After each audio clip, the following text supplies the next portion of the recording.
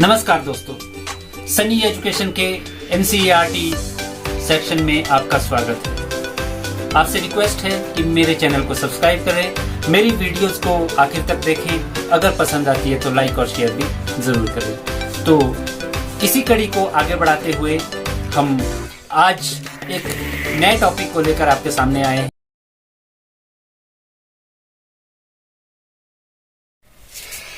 तो दोस्तों, अब हम आए हैं मैरी गोल्ड के class 5th English chapter 1 the ice cream man के एक्सरसाइज पार्ट पे। तो सबसे पहले क्वेश्चन आंसर करेंगे। दोस्तों, आपको बता दूं कि क्वेश्चन आंसर करते हुए सबसे पहले हम आंसर मेकिंग स्किल सीखेंगे कि आंसर मेकिंग कैसे होती है। तो जैसे क्वेश्चन नंबर 1 है, in which season is ice cream popular. सबसे पहले हमें आइडेंटिफाई करना है इसका क्वेश्चन वर्ड, वो है in which season. In which season मतलब कि कौन से सीजन में। तो हमें पता है कि हमें इसको आइडेंटिफाई हमने कर दिया है, इसको हमें रिप्लेस करना है, बाकी सेंटेंस लगभग वैसे ही रहेगा। तो कौन से, ये तो पता है, गर्मी के मौसम में। गर्मी को क्या कहते हैं? Summer. Ice cream is popular in summer season. तो हमने इन विच को चेंज किया। आइसक्रीम पूछा था कौन से सीजन में पॉपुलर होती है। Ice cream is popular in summer season. अब चलेंगे क्वेश्चन नंबर 2 पे। Who feels joyful on seeing the ice cream man. अब हमने क्वेश्चन नंबर 2 में आइडेंटिफाई करना है इसमें क्वेश्चन वर्ड क्या है। तो इसमें है हु। अब हु को हम रिप्लेस करेंगे, बाकी सेंटेंस लगभग ऐसा ही रहेगा। तो बच्चों के लिए आसान हो जाता है इस तरह से क्वेश्चन आंसर लर्न करना। अब who feels joyful on seeing the ice cream man. Ice cream man को देखकर कौन जॉयफुल फील करता है? तो हु को चेंज किया मैंने, द चिल्ड्रन। बच्चे जॉयफुल फील करते हैं। द चिल्ड्रन, आगे देखिए, अब चिल्ड्रन प्लूरल है तो फील्स भी सिर्फ फील आएगा। द चिल्ड्रन फील, बाकी देखिए यहां से आगे ही है, joyful on seeing the ice cream man. Feel joyful on seeing the ice cream man. तो हमें क्वेश्चन वर्ड को आइडेंटिफाई करना है। वैसे क्वेश्चन नंबर 3 पे चलेंगे। Name the different flavours of ice cream the ice cream man has in his cart. सबसे पहली बात ये ध्यान रखिएगा, जब हमारे पास क्वेश्चन वर्ड नहीं होगा, इस तरह के क्वेश्चन होंगे नेम, उसमें क्वेश्चन मार्क नहीं आएगा। इसमें हमें कहा गया है, ये एक स्टेटमेंट है कि हमें कहा गया है कि ऐसे फ्लेवर्स के नाम लिखो जो आइसक्रीम मैन ने उसकी कार्ट में लाए थे।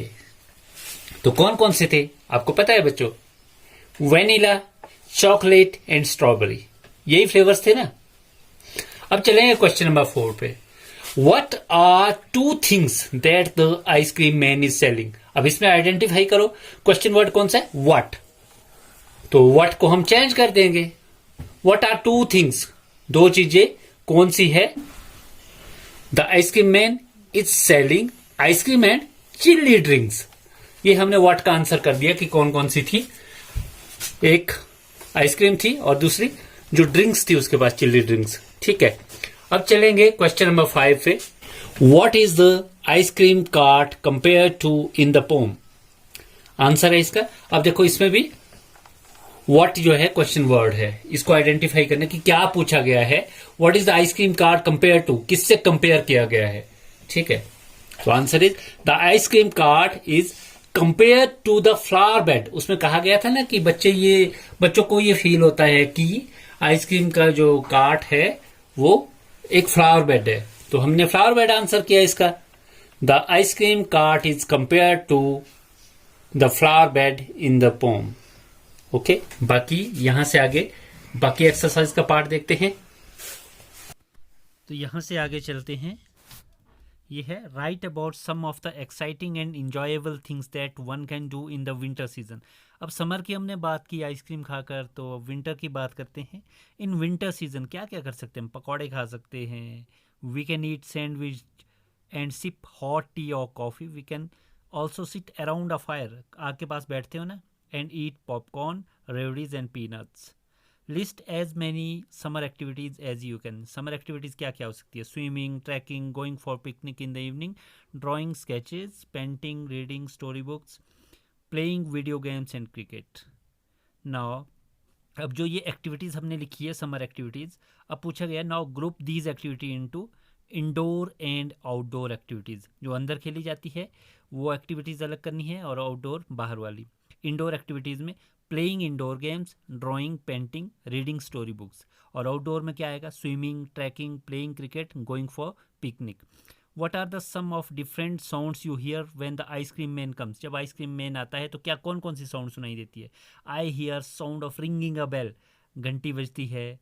आई hear ice cream man's cry loudly, आ जाइए ice cream ice cream ice cream. I hear the joyful shouting of children, और बच्चे जैसे शाउट करते हैं जॉयफुली, जोर जोर से चिल्लाते हैं, तो वो भी साउंड सुनाई देती है। अब नेक्स्ट में एक रिपोर्ट लिखनी है। Here is a report on Uncle Lal's farm. Father took me to visit Uncle Lal's dairy farm. Here I saw all of Uncle Lal's cows. He has 50 cows. They eat grass in the big green farms. In the evening, the farmers bring them to the barn to be milked. Barn होता है जहाँ पे घास नहीं होती, ऐसा खेत। Uncle Lal sells his milk in the city. When writing a report, remember to do these things. कौन कौन सी चीज़ें याद रखनी है रिपोर्ट लिखते हुए? Think of a good title, एक अच्छा title. Keep to your subject, subject से हटना नहीं है। Tell things in the right order. Make your paper look neat, साफ सुथरा लिखना है। Okay. In groups of 4, write a report on different brands of ice cream available in your city. अब number 5 पे जाएंगे, ये आपने खुद करना है पिछला। Finally right which do you think is the most popular ice cream. कौन सी है, आप बताइए कौन सी मोस्ट पॉपुलर आइसक्रीम है। इसको आप अपने हिसाब से लिख सकते हैं, जो भी आपको लगता है कि ये आइसक्रीम जो है मोस्ट पॉपुलर है। जो भी आइसक्रीम, जितनी आइसक्रीम्स आपने खाई है उसमें से जो आइसक्रीम आपको लगता है कि वो बहुत ज़्यादा पॉपुलर है और वो कहाँ पे मिलती है, इस बारे में आप लिख सकते हैं। ओके, तो नेक्स्ट क्वेश्चन पे जाएंगे। What do the following words describe in the poem? किसको डिस्क्राइब कर? जॉयफुल, जॉयफुल किसको डिस्क्राइब करते हैं? क्या था जॉयफुल? साइट। लिटिल क्या था? कार्ट। राउंड क्या था? अम्ब्रेला। ओके, अब नेक्स्ट में डिस्क्राइबिंग वर्ड्स बताने। माउंट्स के लिए क्या है?